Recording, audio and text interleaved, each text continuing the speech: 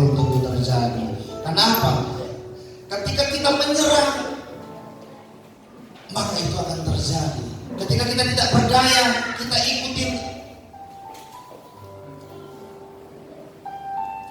kita ikuti apa yang tidak ada harapan itu, maka itulah yang terjadi.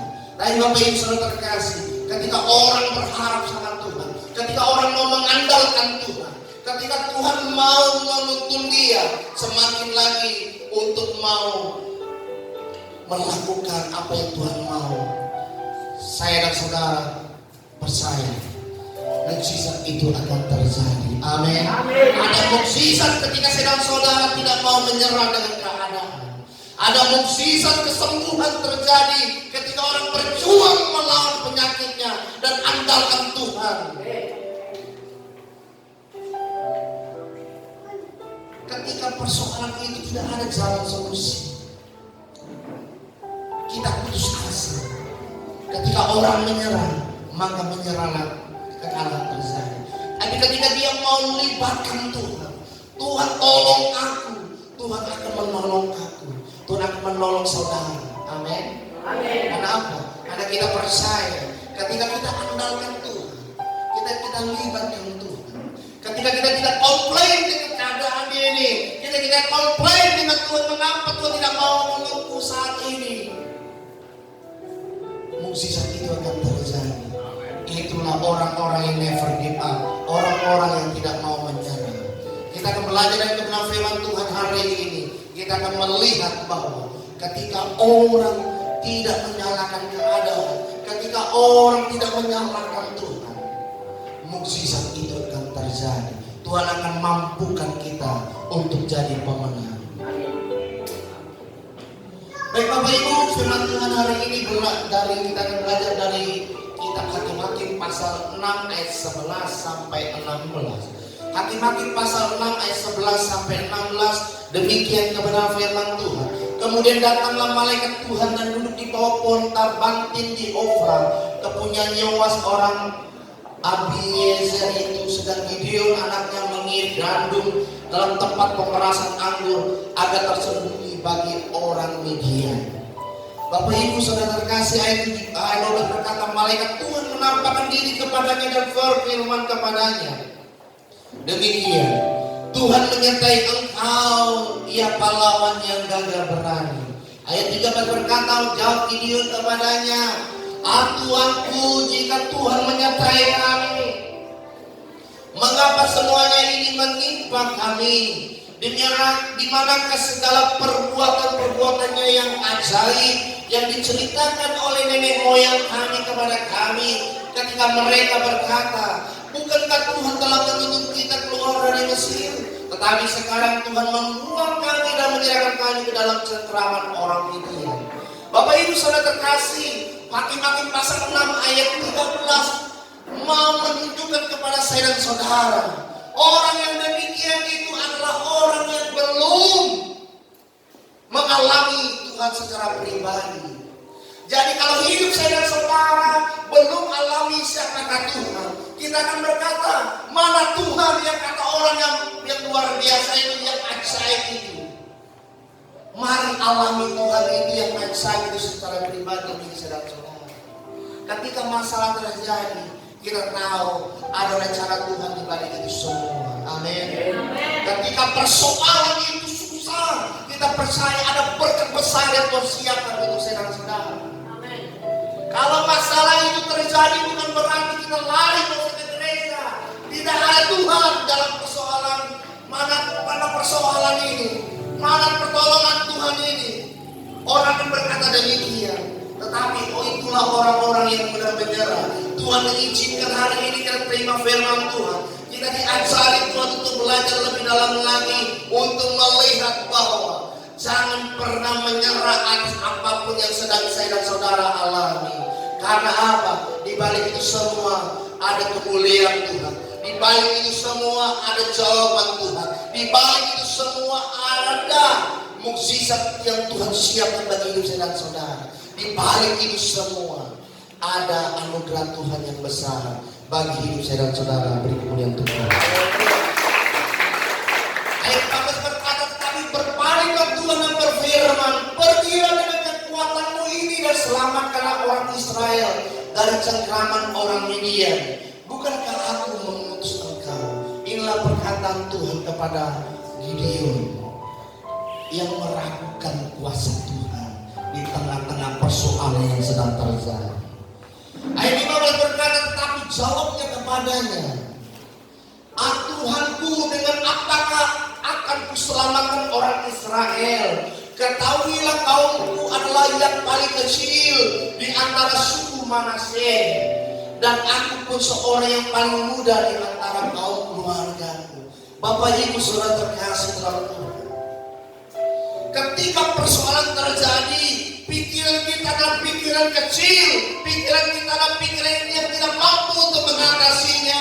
Secara manusia memang benar, tapi ingat, kita punya Tuhan yang luar biasa, Tuhan yang mampu menyembuhkan saya dan saudara, Tuhan mampu menolong saya dan saudara, dan Tuhan yang mampu menolong memulihkan hidup saya dan saudara. Amin. Jangan andalkan kekuatan yang kita lihat kecil. Jangan kita lihat dompet kita yang sedikit, tetapi lihat di balik yang sedikit, di balik yang kecil itu ada kuasa Tuhan, ada mukjizat Tuhan yang akan datang. Bapak Ibu Saudara terkasih, dari yang kecil-kecil itu, dari yang nilainya receh itu, di situ akan besar mukjizat Tuhan akan terjadi. Kalau apa? Kalau saya dan saudara buka hati untuk Tuhan. Kalau apa? Kalau kita mau melihat kemuliaan Tuhan yang besar itu. Bapak Ibu Saudara terkasih, di ayat 16 berfirman Tuhan kepadanya, tetapi akulah yang menyertai engkau, sebab itu engkau akan memukul kala orang Midian itu sampai habis. Kalau Tuhan yang menyertai kita, kalau Tuhan yang menuntun hidup kita, jangan ragu. Amin. Kenapa? Karena Tuhan yang akan mengarahkan kita untuk mengalahkan setiap penyakit, setiap persoalan, setiap kesulitan kita, sampai kita menjadi seorang pemenang yang tuntas. Bapak Ibu Saudara terkasih, di dalam firman Tuhan hari ini kita akan dilihatkan Tuhan 3 ciri orang yang mudah menyerah. Yang pertama adalah orangnya adalah orang yang negatif. Kalau bicara sama dia, berkata kita berjumpa sama dia, kita akan berada di dalam zona yang pokoknya nggak bisa, nggak mungkin, semua serba negatif. Kenapa?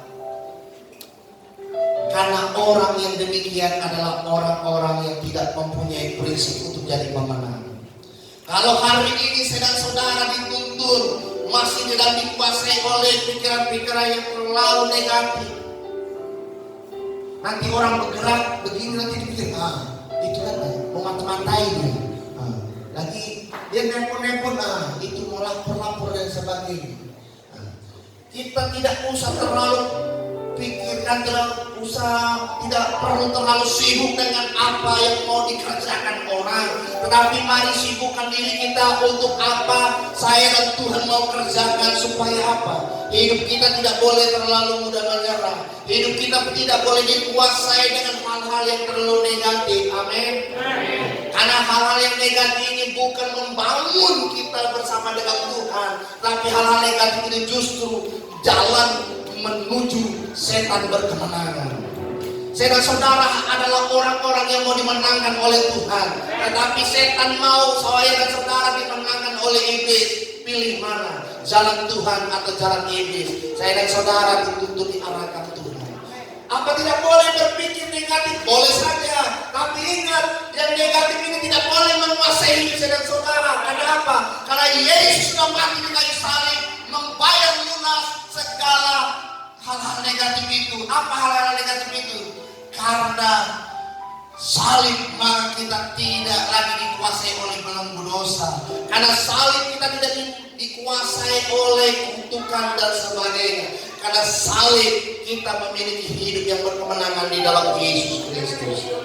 Yang kedua, Bapak Ibu Saudara terkasih, 3 ciri orang yang mudah menyerah. Ciri yang kedua adalah dia adalah suka menyalahkan orang lain. Ya, jangan mudah kita menyerah. Kita boleh menyalahkan orang lain, yang penting itu ada dasarnya. Amin. Kalau orang yang mudah menyerah, dia suka menyalahkan menyalahkan orang lain. Kenapa? Karena dia merasa dialah yang paling benar, padahal belum tentu dia yang paling benar. Yang ketiga, Bapak Ibu Saudara terkasih, seperti kata Gideon tadi, aku masih muda, kaumku yang paling kecil dari suku Manasye dan sebagainya. Bapak Ibu Saudara terkasih, ciri yang ketiga adalah orang-orang yang rendah diri. Saudara itu walaupun apapun keadaan kita, mau cacat, mau sempurna dan sebagainya, itu kita syukuri. Jangan jadikan diri kita menjadi orang yang rendah diri. Tuhan mau kita jadi rendah hati, bukan rendah diri. Amin. Jadi syukuri atas apa yang sudah Tuhan beri. Amin. Dompetmu syukuri. Amin. Jomblomu pun syukuri. Amin. Masa mudamu syukuri, karena kemuliaan Tuhan akan terjadi dalam hidup kita. Haleluya. Kita bersyukur atas anugerah Tuhan. Iya. Baik Bapak Ibu Saudara terkasih dalam Tuhan. Mengapa orang itu mudah menyerah? Mengapa ada 3 ciri-ciri demikian? Karena orang mengalami insecure. Apa insecure? Adalah perasaan yang tidak nyaman. Dia tidak nyaman dengan dirinya, dia tidak nyaman dengan keadaannya, maka membuat dia mudah menyerah. Kita mau melihat insecure apa saja yang akan terjadi. Insecure. Apa yang membuat insecure terjadi? Apa yang membuat ketidaknyamanan terjadi? Yang pertama adalah orang hidup terlalu dengar apa perkataan orang. Orang terlalu hidup di dalam kebenaran apa kata orang. Orang ini bisa orang terdekatnya, orang ini bisa berasakan lingkungannya, orang ini bisa berasal dari keluarganya. Tapi hari ini sedang saudara diundang Tuhan. Bukan hidup apa kata orang. Amin. Hiduplah apa kata dirimu dan apa kata Tuhan untuk dirimu. Beri kemuliaan untuk Tuhan. Kalau Tuhan suruh kita bertahan, tetaplah bertahan. Kalau Tuhan suruh kita berhenti, tetaplah berhenti. Kalau Tuhan suruh kita maju, kita harus tetap maju. Karena apa? Apa yang dituntun Tuhan tidak akan pernah salah. Yang kedua Bapak Ibu Saudara terkasih, apa yang membuat insecure, yang tidak nyaman ketika orang jatuh miskin, ketika penghasilannya berkurang, ketika apa yang dia mau tidak terjadi. Ada orang berkata, aku benci sama orang tuaku. Kenapa demikian? Karena apa yang kuminta tidak bisa dia penuhi. Bapak Ibu Saudara terkasih, keadaan di dalam kemiskinan membuat orang tidak nyaman. Tetapi lihat dan belajar dalam situasi keadaan ini. Berkata demikian, keadaanku saat ini aku boleh miskin, tetapi aku dan keturunanku ke depan, kami tidak boleh dalam kemiskinan. Amin. Caranya bagaimana? Jangan malas, bergerak, bertindak dalam Tuhan. Kita percaya kemiskinan akan diubah menjadi kekayaan dari Tuhan.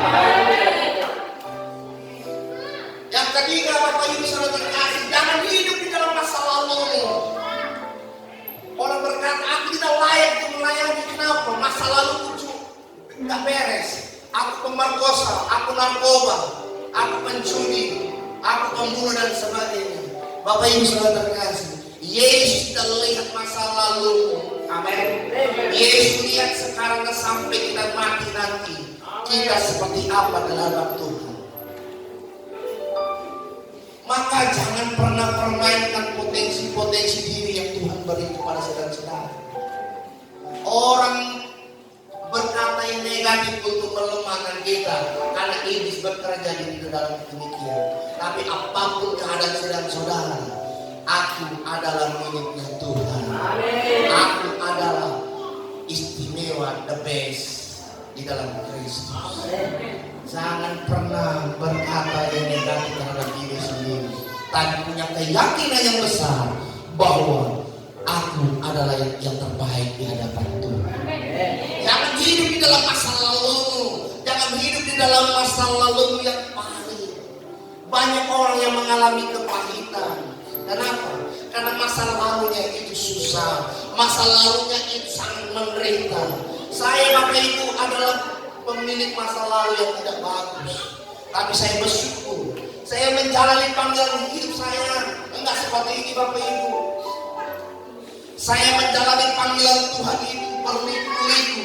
Tuhan tuntut saya ke kiri, saya ke kiri. Tuhan tuntut saya ke depan, saya ke depan. Tuhan tuntut saya ke belakang, saya ke belakang. Terus Tuhan suruh saya ke kiri, ke kanan, dan sebagainya. Dilihat secara logika itu ngabisin waktu, ngabisin biaya, ngabisin tenaga, pikiran, dan sebagainya. Tapi kenapa harus saya alami demikian? Karena Tuhan mau memulihkan masa lalu saya. Amin. Bapak Ibu Saudara terkasih, kenapa Bapak Ibu diizinkan Tuhan hadir di tempat ini saat ini? Bapak Ibu bisa ke gereja kemana-mana, saat ini sudah terbuka dan sebagainya. Tapi kenapa ada di sini? Karena Tuhan mau memulihkan masa lalu hidup saudara. Masa lalu saya dan saudara itu pahit. Siapa yang berkata masa lalunya ada masa lalu yang indah? Tidak akan ada. Semua punya kepahitan, semua punya kecewa sama orang tua, kecewa sama suami, kecewa sama istri, kecewa pada mantan-mantan.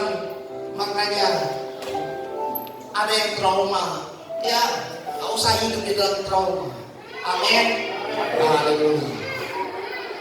Saya dulu tidak pernah mengira saya akan menikah, tapi ternyata Tuhan suruh saya menikah. Amin. Jangan hidup dalam kegalauan. Amin. Tapi hiduplah dalam sukacita yang besar.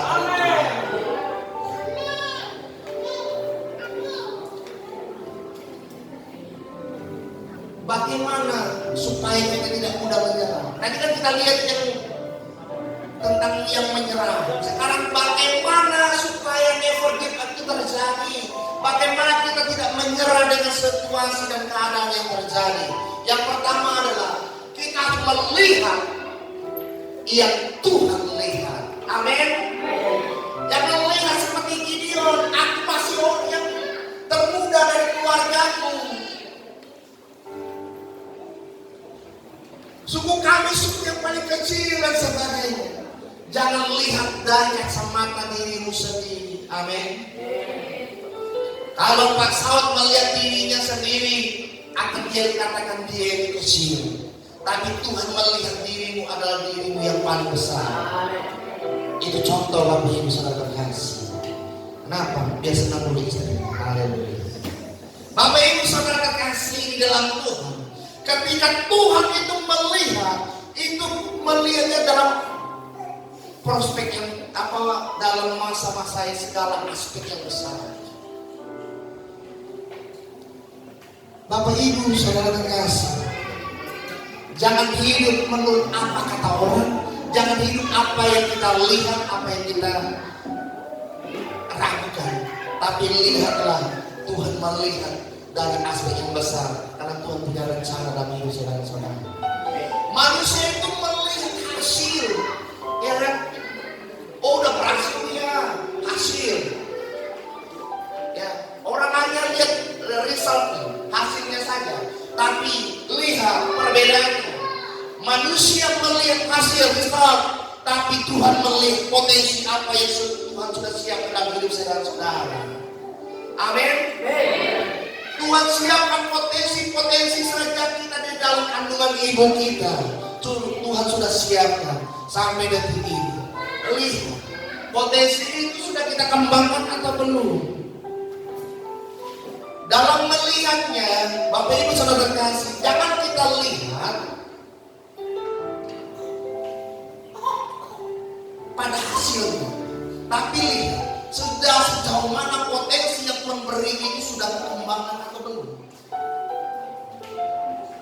Kenapa demikian? Jangan bandingkan potensimu dengan hasil orang lain.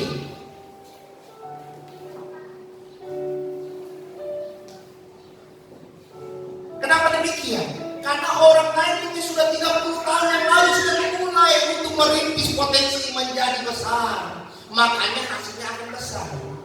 Amin. Maka lihatlah potensi dirimu itu sudah mulai atau belum. saudara sudah mulai, kerjakan itu semua. Jangan pernah banding-bandingkan dirimu dengan hasil yang sudah dicapai oleh orang lain. Kenapa? Karena kalau kita bandingkan kita akan lemah. Oh aduh, aku gak bisa, orang itu bisa. Jangan takut. Tapi lihat, aku punya potensi. Orang itu bisa, aku pun akan bisa seperti itu. Nah, itu positif. Tapi jangan menjatuhkan. Gak perlu saling menjatuhkan. Amin. Kenapa? Karena orang akan jatuh dengan sendirinya. Orang akan duduk dengan sendirinya. Orang akan makan dengan sendirinya. Orang akan minum dengan sendirinya. Amin. Bagaimana tidak akan terjadi untuk menyerah? Yang dibutuhkan kedua adalah adanya support system. Artinya apa? Kita harus memiliki ketika kita di dalam kondisi kita mau menyerah, kita harus butuh support system. Support system kita adalah orang-orang yang terdekat sama kita, yang sudah menikah, mungkin suaminya, mungkin istrinya, anak-anaknya, orang tuanya dan sebagainya. Rekan-rekan yang bisa mensupportnya. Harus ada support system. Supaya apa? Orang semakin kuat. Ketika dia lemah, aku nggak bisa.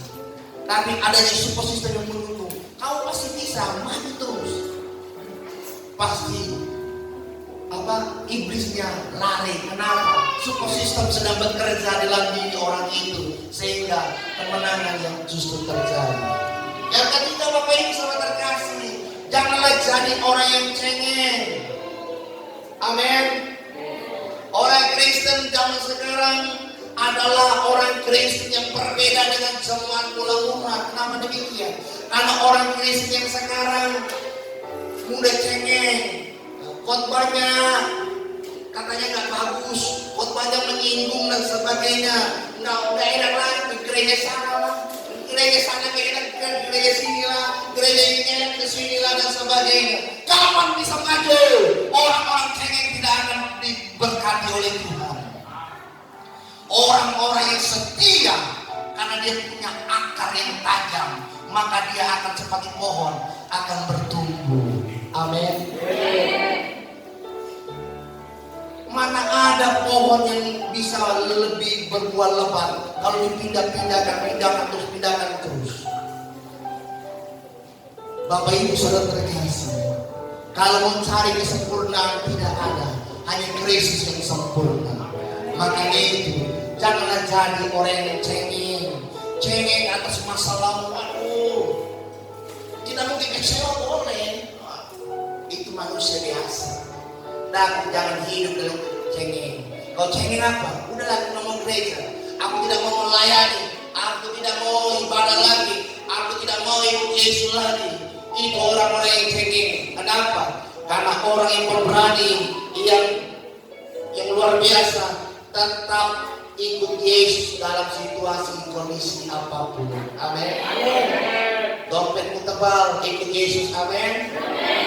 Dompetmu sedikit, ikut Yesus lebih rajin lagi. Amin. Benar deh. Nanti Pak sakit. Kalau sakit beneran nggak apa-apa. Kadang-kala manusia sekarang sakit buat-buatan. Jangan sakit buat-buatan, nanti sakit beneran. Karena Tuhan itu Tuhan yang Maha Tahu. Baik Bapak Ibu saudara terkasih, yang keempat supaya kita tidak menyerah adalah kita harus bersyukur atas apa yang sudah Tuhan beri dalam hidup saya dan saudara. Syukuri, amin. Kalau istrimu seperti itu, ya syukur saja, ya kan? Mau jelek, mau cantik istrimu, bersyukur, amin. Mau ganteng, mau nggak ganteng suamimu, syukur, amin. Mau tebal dompet suamimu, mau tipis dompet suamimu, amin. Bersyukur, haleluya, amin.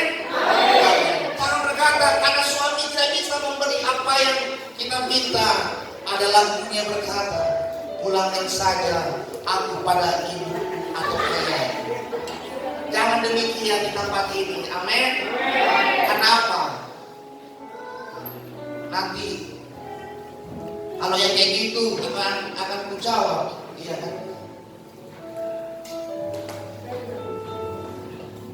Kalau ayahmu, bapakmu sudah mati, akan dipulangkan kemana? Apakah dipulangkan di tengah kuburannya?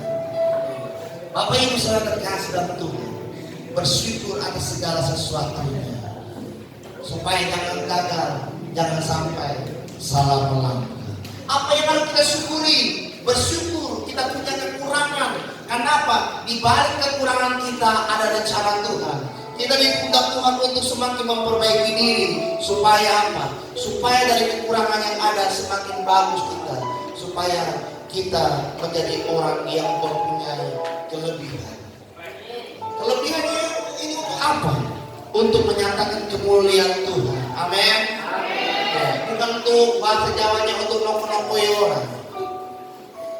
Ya, bukan untuk memintari-mintari orang katanya.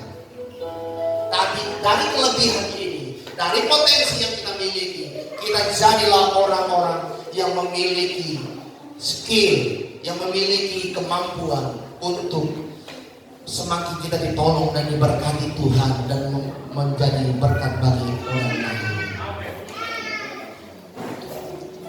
Kesimpulannya Bapak Ibu saudara terkasih, apapun yang terjadi, jangan pernah saya dan saudara menyerah. Amin. Kalau saya dan saudara menyerah, saya dan saudara tidak bisa menerima anugerah Tuhan yang lebih besar lagi. Tapi jadilah pribadi yang luar biasa. Saya mau akhiri khotbah ini dengan sebuah kisah. Di awal pelayanan ini saya sempat menyerah Bapak Ibu. Kenapa? Saya berhadapan dengan kepala-kepala pembangkang. Saya berjumpa dengan orang-orang yang miskin tetapi sok-sok kaya, orang yang nggak tahu apa-apa tapi sok-sok pintar. Dalam pergumulan saya katakan sama Tuhan, kalau digunakan caraku di dalam dunia kerja bisa hancur semua. Lebih baik aku pergi. Jadi ketika saya bergumul itu, ternyata ada seorang bapak yang mendengar pergumulan saya sama Tuhan. Dia lalu menangis, lalu ditepuknya saya. Dia berkata, Bapak tidak boleh menyerah, Bapak tidak boleh pergi. Kalau Bapak tidak jadi kembali ke tempat ini, saya akan kembali ke gereja yang lain. Akhirnya Tuhan tuntun saya, sekali melangkah tetap melangkah. Puji Tuhan, kalau saya ikutin emosi, saya nggak ada di tempat ini sekarang ini. Amin. Saya tidak bisa berjumpa dengan Bapak Ibu. Ini kan banyak jiwa-jiwa baru, ya kan? Sekarang saya bersyukur. Kenapa? Karena saya saat ini tidak menyerah. Saya bisa melihat berjumpa dengan Bapak Ibu setiap minggu di tempat ini banyak jiwa-jiwa baru yang datang. Walaupun satu saya bilang banyak, kenapa? Iman saya iman yang besar. Amin. Saya percaya iman 2021 minimal kita 2 kali sesi ibadah di tempat ini. Kenapa? Saya lihat pertumbuhan yang besar sedang terjadi di tempat ini. Kenapa? Saya lihat diawali tumbuhnya pemulihan di dalam masa depan sebuah gereja itu ada di dalam kaum muda. Kaum muda di tempat ini semakin besar. Amin. Nggak tahu lah, mungkin karena pemain musiknya ganteng-ganteng di dalam. Makanya saya bilang, saya bisa sama koordinator mereka, suruh yang satu itu jangan bawa cewek, yang itu berantem mulu. Iya. Pokoknya mau yang pemain di depan ganteng atau nggak ganteng, tapi kita ibadah untuk memuji memuliakan Tuhan. Jangan lihat, minggu depan gua mau ibadah lagi, kenapa? WL-nya minggu lalu itu yang sudah nikah. Kalau WL bilang yang dokter itu aku mau semua, ya kan? Jangan kayak gitu. Haleluya. Mau yang sudah nikah maupun belum nikah, semua indah di mata Tuhan. Amin. Jangan nanti kalau di-share. Kalau yang dokter WL langsung ya kan? Apa bedanya? Bedanya yang satu sudah dimiliki, yang satunya belum dimiliki. Iya. Bapak Ibu saudara terkasih dalam Tuhan, ketika kita tidak menyerah dengan situasi keadaan, kita percaya Tuhan itu semakin besar dan hidup saya dan saudara. Di masa pandemi saya sempat menyerah. Kenapa? Pelayanan ini saya mulai dengan bertemu itu. Terjadilah krisis Tuhan izinkan. Ya kan? Karena dengan pikiran saya, dengan Tuhan memberkati saya, berkatnya banyak, jumlah jemaat semakin banyak, berarti pekerjaan Tuhan akan dahsyat. Dikira Tuhan pandemi, wow luar biasa. Uang semakin menipis dan sebagainya. Habis itu apa? Jemaat pun datang pun semakin dikit, sempat sekitar 30-an orang yang ibadah. Tapi begitu, ketika saya berkata dalam hati saya mau ubah di mimbar ini dengan mimbar yang membawa hadirat Tuhan. Saya ubah konsepnya. Ada yang tahan, ada yang nggak tahan. Yang nggak tahan, yang nggak apa-apa. Yang tahan sama saya akan maju terus. Amin. Semua yang tahan sama saya akan maju terus di kemuliaan Tuhan. Yang nggak tahan udah aku tengok dia ke kiri, ke kanan dan sebagainya. Aku tengok kasihan juga.